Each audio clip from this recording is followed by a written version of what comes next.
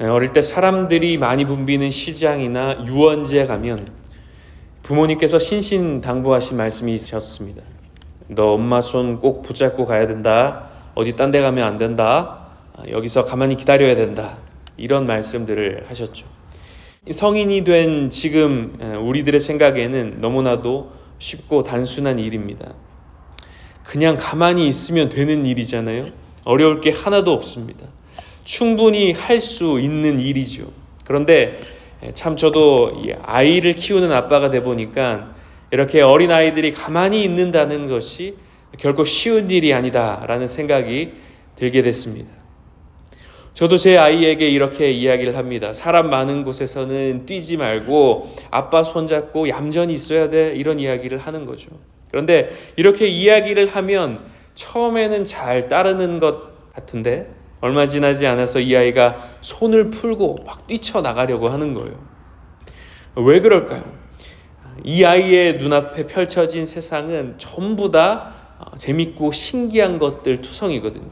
보고 싶은 것들이 너무너무 많은 거예요. 궁금한 것들이 너무너무 많은 거예요. 그래서 빨리 달려가서 구경하고 싶은 거죠. 살펴보고 싶은 겁니다. 그런데 여러분, 아이들이 이렇게 부모님 말씀을 듣지 않고 혼자서 아무렇게나 돌아다니면 어떻게 됩니까? 기다리라고 한 곳에서 기다리지 않고 다른 곳으로 사라져 버린다면 어떻게 될까요? 멈추라고 한 곳에 멈추지 않고 혼자 그냥 쌩하니 가버리면 어떻게 될까요? 부모로서는 상상하기 싫은 일이지만 그 아이는 길을 잃어버리고 말 겁니다.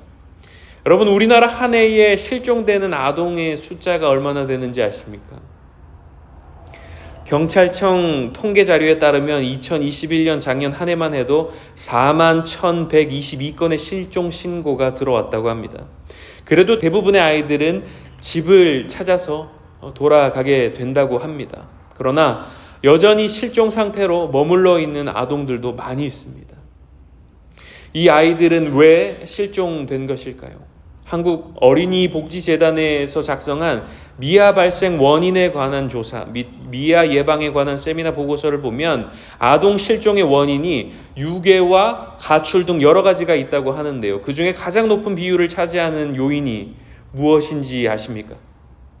부모의 부주의와 보호 소홀도 높은 비율을 차지하지만 가장 높은 비율을 차지하는 요인은 바로 아동 자신의 부주의 또는 실수라고 합니다.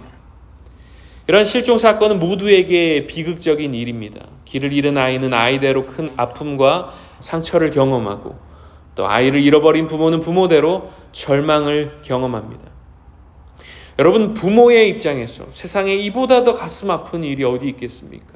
사실 사는 게 아니죠. 아이를 잃어버린 부모님의 심정이 어떨까요? 그 아픔은 겪어보지 않은 사람이라면 상상조차 할 수 없는 것일 겁니다. 사랑하는 여러분, 이러한 비극은 결코 일어나서는 안 될 일입니다. 마찬가지로 우리 신앙생활에서도 이러한 비극은 일어나서는 안 될 일입니다. 하나님의 말씀을 거스르고 제멋대로 가다가 길을 잃어버리는 일이 벌어져서는 안 된다는 것입니다. 우리의 신앙생활에서도 제멋대로 앞서가고 제멋대로 방향을 틀어버린다면 우리는 길을 잃어버리고 말 것입니다. 이로 인해 아버지 하나님의 마음을 아프게 해드리고 우리 또한 실패와 아픔을 경험하는 그런 비극적인 삶을 살게 될 것입니다. 이 시간 우리에게 주시는 하나님의 말씀을 단단히 붙잡음으로 다시금 우리의 걸음을 하나님의 걸음에 맞추는 귀한 시간이 되기를 주님의 이름으로 축원합니다.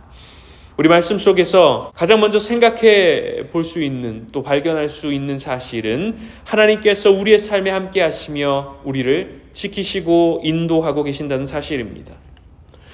오늘 본문 15절 말씀에 보면 구름이 성막 위를 덮었다는 사실을 알 수 있습니다. 16절에도 이 구름이 항상 성막 위에 머물렀다는 말씀이 등장하는데요. 구름이 성막 위에 머물렀다는 것은 무슨 의미일까요? 성경을 보면 구름은 많은 경우 하나님의 임재의 상징으로 사용되었다는 것을 알 수 있습니다. 시내산에서 모세에게 나타나실 때도 구름 가운데 나타나셨고, 홍수로 심판하시고 노아에게 무지개 언약을 하셨을 때도 구름 속에 무지개를 두셨습니다. 모두 하나님의 임재를 상징하는 것입니다. 성막 위에 구름이 머물렀다는 것도 마찬가지입니다. 하나님께서 이스라엘 백성들과 함께 하셨다는 것입니다.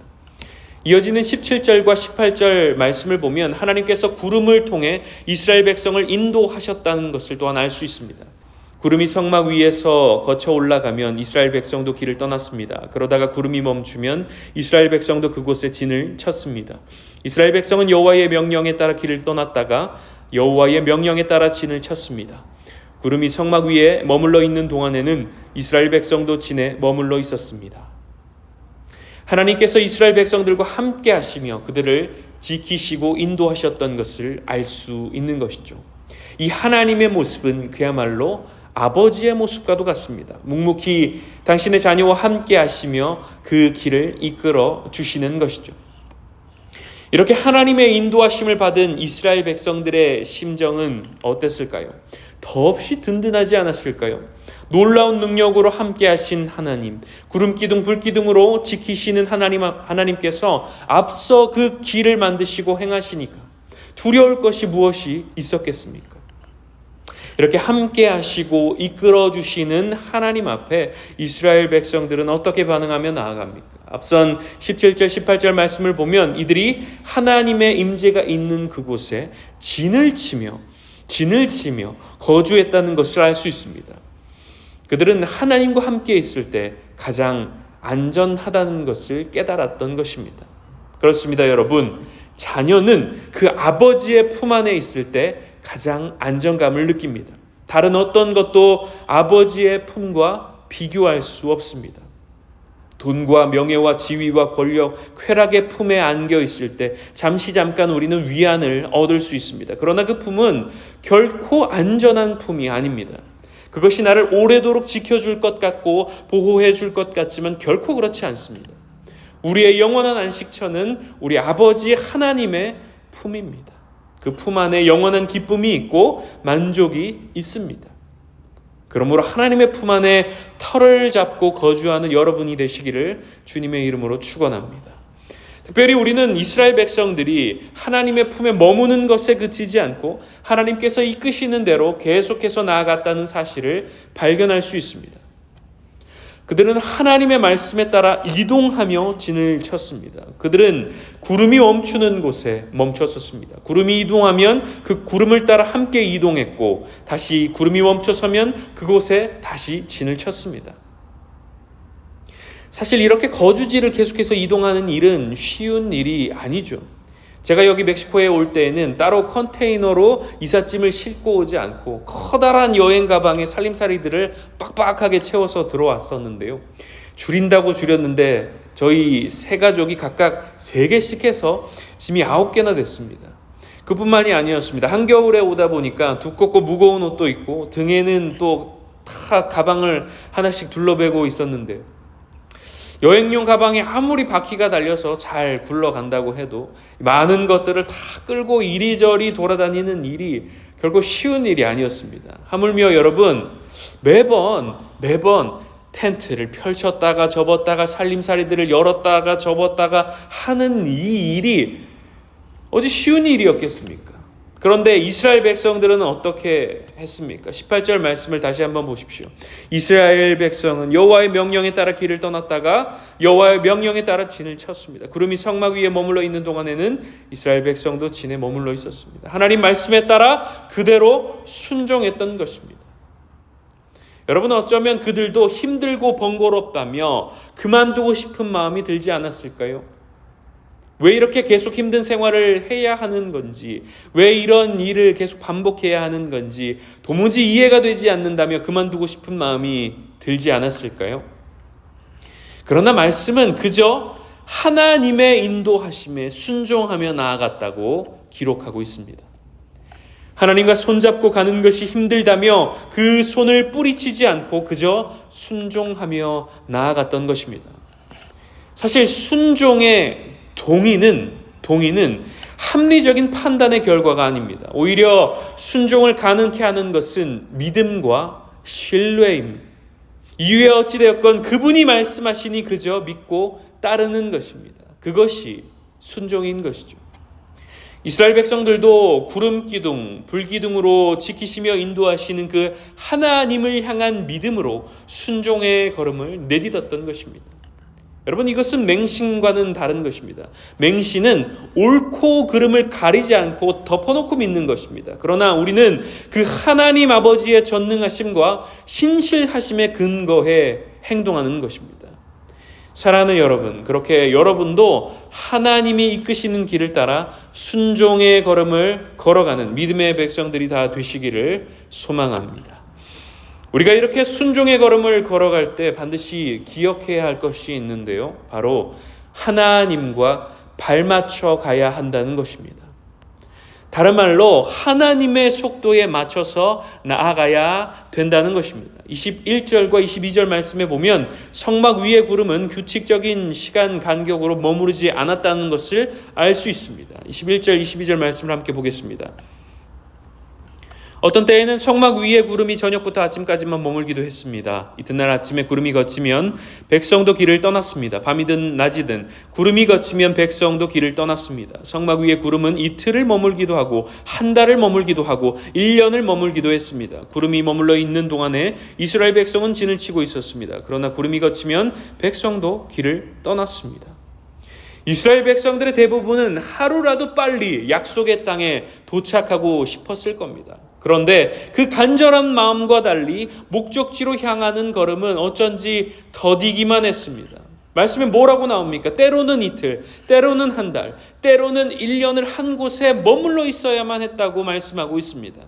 이스라엘 백성들의 입장에서는 어쩌면 그 기다림의 시간이 많이 힘들었을 겁니다. 그러나 그들은 끝까지 하나님의 시간에 발을 맞추며 나아갔습니다.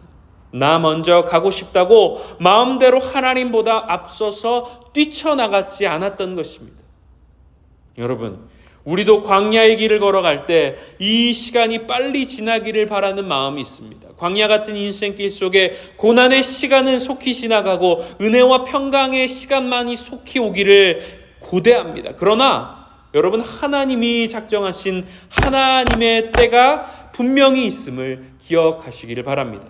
우리는 그 때가 언제인지 알 수 없습니다. 다만 하나님이 가장 좋은 때에 가장 좋은 것으로 채워주실 줄을 믿습니다. 그러므로 여러분, 하나님께서 이끄시는 대로 하나님의 속도에 맞춰 한 걸음 한 걸음 나아갈 수 있으시기를 바랍니다. 사랑하는 여러분, 내 멋대로 내 마음대로 내가 하고 싶은 대로 내 속도에 맞춰 인생의 길을 걸어간다면 우리는 길을 잃어버리고 말 것입니다. 광야와도 같은 인생길에서 영적인 목마름과 굶주림에 쓰러지고 말 것입니다.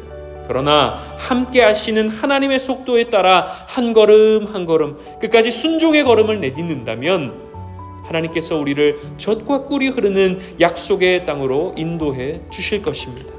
아버지와 함께 가는 길이 진정 복된 길입니다. 오늘 하루도 그렇게 아버지 하나님의 손을 꼭 붙잡고 나아감으로 우리를 위해 예비하신 은혜와 복을 충만히 받아 누리는 귀하고 복된 날이 되시기를 주님의 이름으로 축원합니다.